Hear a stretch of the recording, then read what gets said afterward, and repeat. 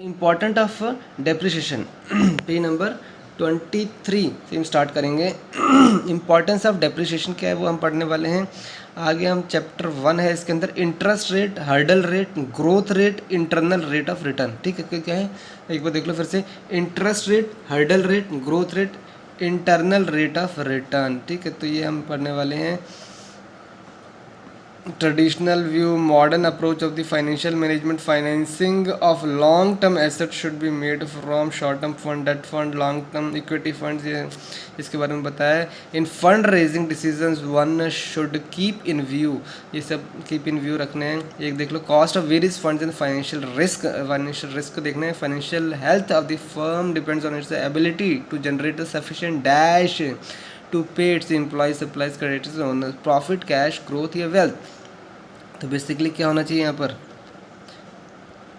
यह होना चाहिए प्रॉफिट।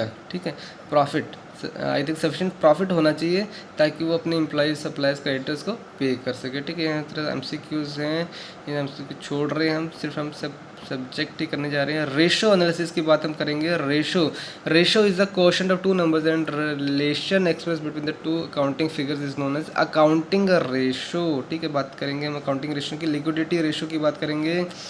उसके बाद हम बात करेंगे करंट रेशो की बात करेंगे। Current ratio, current assets, loans and advances divided current liabilities and provisions, ये हो जाएगा current ratios. Quick liquid acid test ratio की बात करेंगे। एसिड नहीं, अगर एसिड ने फेंक दिया किसी के ऊपर, एसिड रेशो की बात कर रहे हैं यहाँ पर। Current asset, loans, advances, inventories divided by the current liabilities and provisions, bank overdraft, inventories और asset, loan, advances of bank overdraft की बात करेंगे।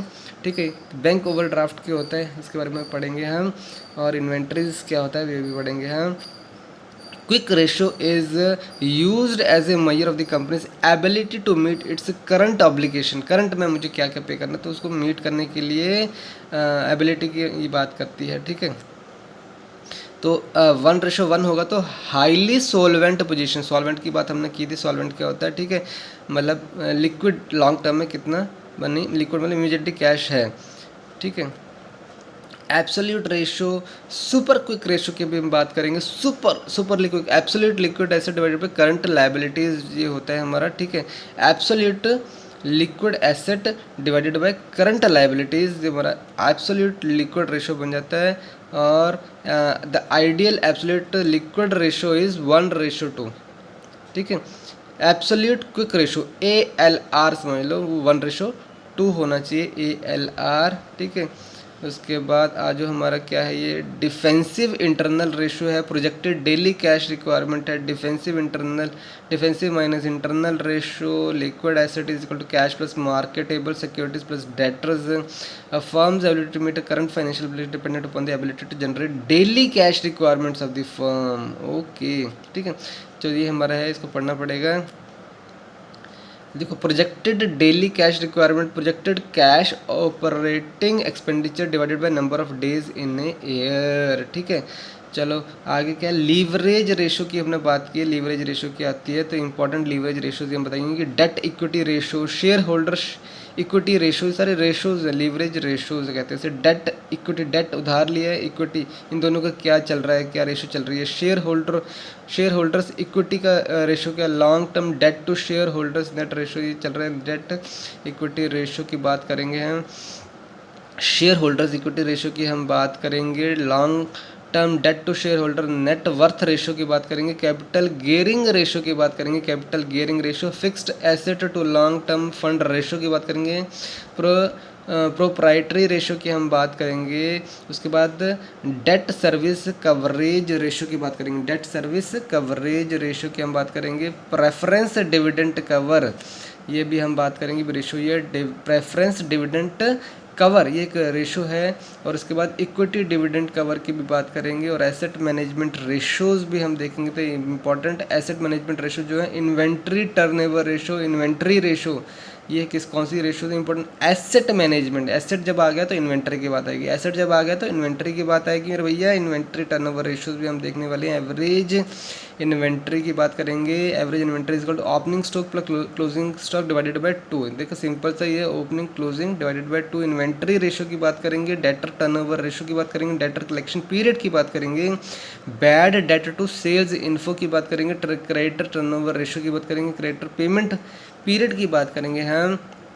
और ये क्या क्या दिखाता है, क्रेडिटर पेमेंट पीरियड कि it shows the average time taken to pay the goods and services purchased by the company, ठीक है।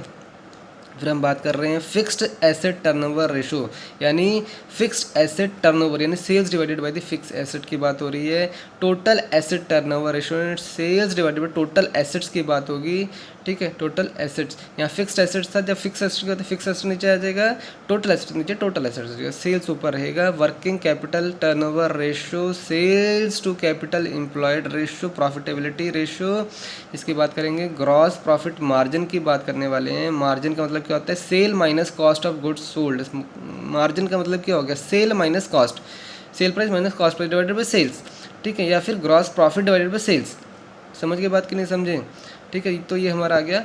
जब मार्जिन की बात होती है तो समझ लो सेल माइनस कॉस्ट की बात हो रही है। नेट प्रॉफिट मार्जिन मतलब net profit based before the interest and tax, ठीक है, बिफोर। तो ये हमारी होगी कैश प्रॉफिट रेशो की बात होगी। रिटर्न ऑन टोटल एसेट्स की बात हम करेंगे। Return on share holders funds और रिटर्न ऑन नेट वर्थ की हम बात करने वाले हैं। उसके बाद हम बात करेंगे आगे आ जाओ भैया, return on capital employed. Return on capital employed की बात करेंगे। रिटर्न भैया आएगा आएगा आएगा भैया, रिटर्न भी आएगा। ROI return on investment analysis की बात करेंगे। ऑपरेटिंग रेशोज की बात करेंगे। Material cost ratio, labour cost ratio, factory cost ratio. देखो फैक्ट्री में फैक्ट्री, लेबर में लेबर आके डिवाइडेड बाय सेल्स आना चाहिए। डिवाइडेड बाय क्या आना चाहिए, सेल्स आना चाहिए, ठीक है। ऑपरेटिंग रेशो में क्या आता है, cost of goods sold plus operating expenses आ जाएगा। ऑपरेटिंग रेशो मतलब cost of goods sold plus operating expenses divided by net sales into 100। ये सिंपल फार्मूले हैं, सिंपल रेशोज हैं। ऑपरेटिंग रेशो, ऑपरेट करना है तुम्हें, ऑपरेट करना ना तुम्हें, तो कॉस्ट ऑफ गुड्स सोल्ड कितने सोल्ड कर दिए प्लस ऑपरेटिंग एक्सपेंसेस। सिर्फ ऑपरेटिंग नहीं है, ऑपरेटिंग रेशो में ध्यान दे देना कि इसमें cost of goods sold included है plus operating divided by net sales आएगा। नीचे क्या आएगा, नेट सेल्स आएगा। नेट नेट नेट याद रखना, नेट सेल्स आएगा इनटू 100 आएगा, ठीक है। ऑपरेटिंग रेशो आ जाएगी हमारी। मार्केट बेस्ड रेशो की हम बात करेंगे। मार्केट बेस्ड रेशो की बात करेंगे। अर्निंग पर शेयर की बात हम करेंगे। कैश अर्निंग पर शेयर की बात भी हम करेंगे। कैश अर्निंग पर शेयर, ठीक है, पर शेयर की बात करेंगे। डिविडेंड पे आउट रेशो की बात करेंगे। डिविडेंड पे आउट रेशियो ने dividend per share divided by earning per share. जब रेशो की बात पर शेयर में चलेंगे। डिविडेंड यील्ड की बात करेंगे। उसके बाद बुक वैल्यू की बात करेंगे। Book value very important. Book value is equal to equity capital plus reserves minus P&L account debit balance, debit का balance divided by total number of equity share. Book value, book value कितनी है, एक share की value निकाल रहे हैं। Book value में एक share, total number of shares तो आ गया, ठीक है, समझ गए। ऊपर क्या आएगा, इक्विटी कैपिटल, पहले इक्विटी कितना, बुक वैल्यू मतलब इक्विटी का कैपिटल कितना है प्लस रिजर्व्स कितने रखे थे, लेकिन माइनस कर दो इसमें से profit and loss account debit balance, जो कि P&L अकाउंट में जो डेबिट बैलेंस दिख रहा है उसको माइनस कर देना मेरे भाई। इसको ऐसे समझ लो फिलहाल के लिए, ठीक है। प्लस आएगा, दूसरा माइनस आएगा P&L, माइनस करोगे PLN करोगे डेबिट का बैलेंस, P&L का डेबिट का बैलेंस माइनस करोगे, रिजर्व्स को ऐड करोगे और इक्विटी कैपिटल यहाँ पर रहेगा जिसको ऐड करने वाले हैं, ठीक है। बुक वैल्यू समझ में आ गया। आगे चलेंगे हम, प्राइस अर्निंग रेशो की बात हम करने वाले हैं। प्राइस अर्निंग रेशो की हम बात करेंगे। Market price to book value ratio की बात करेंगे।